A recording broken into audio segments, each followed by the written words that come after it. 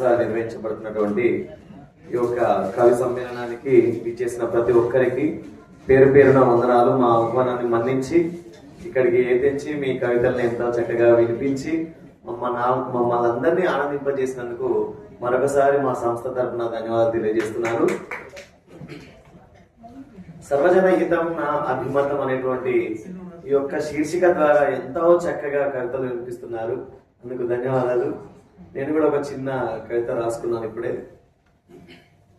నేను నరుడను, నేను సంఘజీవిని, నేను సకల జనులలో ఒకడిని, నేనే దన్నారం శ్రీనివాసుని, నేనే. నా దేశం భారతదేశం, భిన్నత్వంలో ఏకత్వం, సకల కుల మతం ప్రాంతం భాష భేదాలు లేవు. నా దేశం భారతదేశం, పశు పక్షి జలచరాలు సకల జీవులు సర్వజనులు అందరూ నివసించే దేశం నా దేశం భారతదేశం. నా దేశంలో నేను, నా లోకంలో నేను నమ్మే మతం సర్వజన హితమే నా మతం. అందరిలో ఉంటా, అందరితో ఉంటా, అంతా నావారనుకుంటా, వసుదైక కుటుంబమే నాదంట, అదే నా అభిమతం అంట. అందరు అనాలి, అందరిలో ఉండాలి, అందరికై ఉండాలి, సర్వజనహితం కోరే తత్వం. అప్పుడే సకల మతాల సారం సర్వజనహితం, ఇదియే నా నైజం అని బిగ్గరగా చెప్పాలి, అంతా ఒకటని చాటాలి. నాకు ఈ అవకాశం కల్పించిన మా సంస్థకు ప్రతి ఒక్కరికి ధన్యవాదాలు.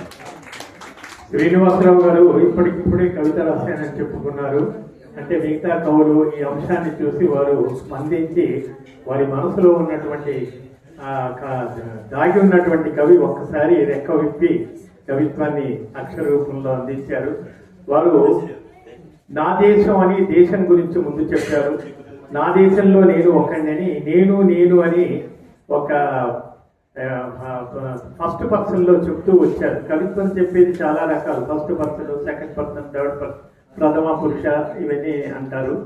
అయితే ఇక్కడ ఆయన చెప్పదలుచుకుంది ఏమిటంటే అందరిలో నేను ఉంటాను అన్నారే, అది చాలా గొప్ప మాట.